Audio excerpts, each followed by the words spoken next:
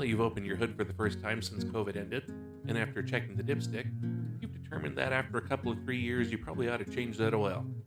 Seems like a fun and frugal way to spend an afternoon. You've seen it done before, and there's plenty of videos on YouTube, so, what could go wrong? Well, let's walk through the steps. I'm the Auto Shaman, and I'm here to help. First, let's take the car we intend to change the oil on to the auto parts store and get the supplies we need. You will never find a more wretched hive of scum and villainy. That way, the oil will be hot and we can burn our forearms in the exhaust while we work.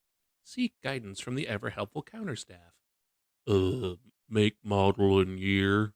It's a 2016 Ford Focus. Is it an automatic?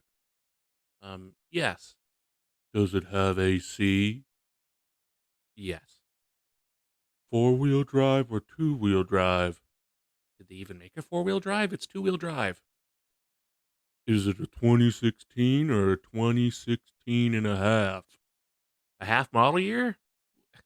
I don't know. It's a 2016. Look, I just need 5 quarts of 5W20 and an oil filter, please.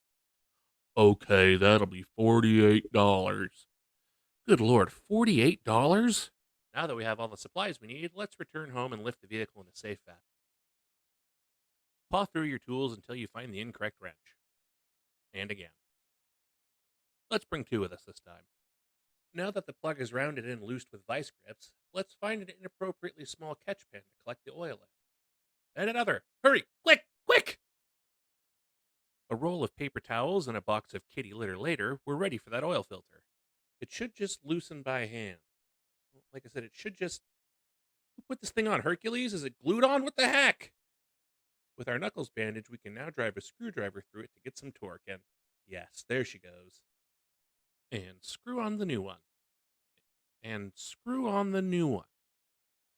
Well, why doesn't it fit? It looks the same. It's wrong. Well, it's a nice day anyway, and I could use a walk, so it's back to the parts store. Make, model, and year.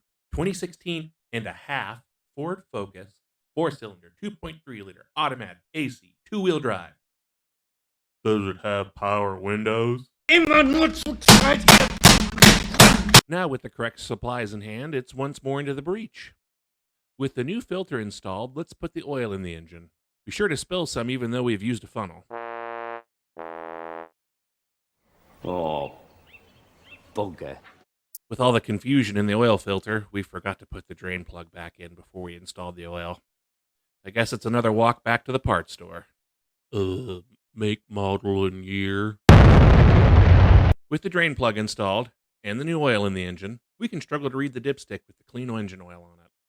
Job done. Now we just need to store the old oil, and wash our hands, and change our clothes.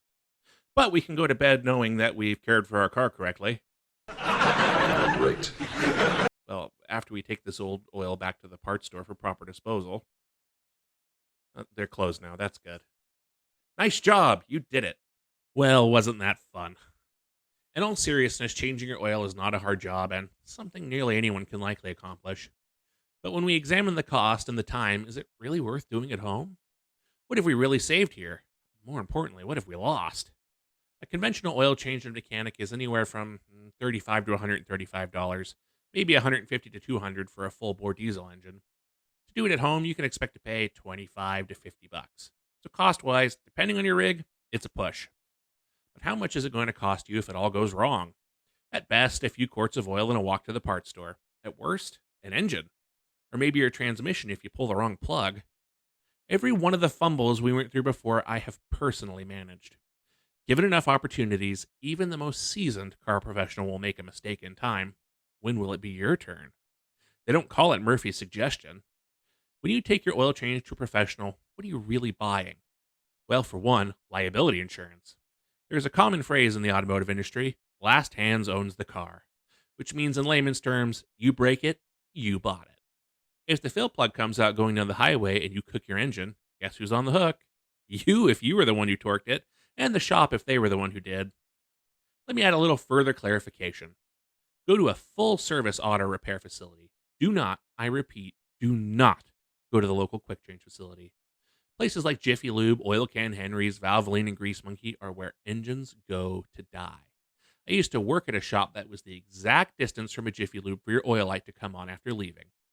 I've followed oil trails back there more than once. I've also seen this happen in the insurance industry, and it's a tough putt to get coverage because the shop did it and they should be paying. They will argue and try their best not to pay. You see, places like that are where young, interested auto techs get their start.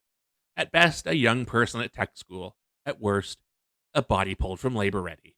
They make their trade upselling air filters, light bulbs, etc., and you can expect a, well, can we do it today? Upsell on every visit, assuming it's well managed, that is. An oil change is going to cost about the same at your local ASE certified full service shop or dealership, and this is your opportunity to shake one down. This is your chance to build trust before you're in a bind and asking your friends, hey, do you know a mechanic? On top of that, they're going to lift your car in the air, let your suspension hang, and give you a full inspection. Need brakes? They'll show you. And you can likely get it done today. And here are the magic words you want to hear that will let you know this is a place you can trust. Hey, here's something you should keep an eye on. You'll probably need to budget for this on your next visit. You see, a good shop primes their customers for what they can expect and will show you why you may need it. They know that a customer well taken care of will return, and the right way to make money long term is to build trust and generate some repeat business. Listen for phrases like, we recommend, and it's best practice to. Any high pressure sales tactics, or we're not letting you leave until you sign this waiver, are red flags. And if they have not done a good job gaining your trust, guess what? You can give another shop a try in 3 months and 3,000 miles, which is also debatable on a topic for another day. So let's wrap it up. Yes, you can change your own oil. And maybe it's worth trying once. There are thousands of videos out there to show you the right way without so much sarcasm. But you're more than likely much better off letting the professionals handle it. My advice, if you're not prepared and capable to remove and replace your engine, maybe think twice about it before digging in. These are the stakes, after all, and it will benefit you in more ways than one. As always, thank you for your time.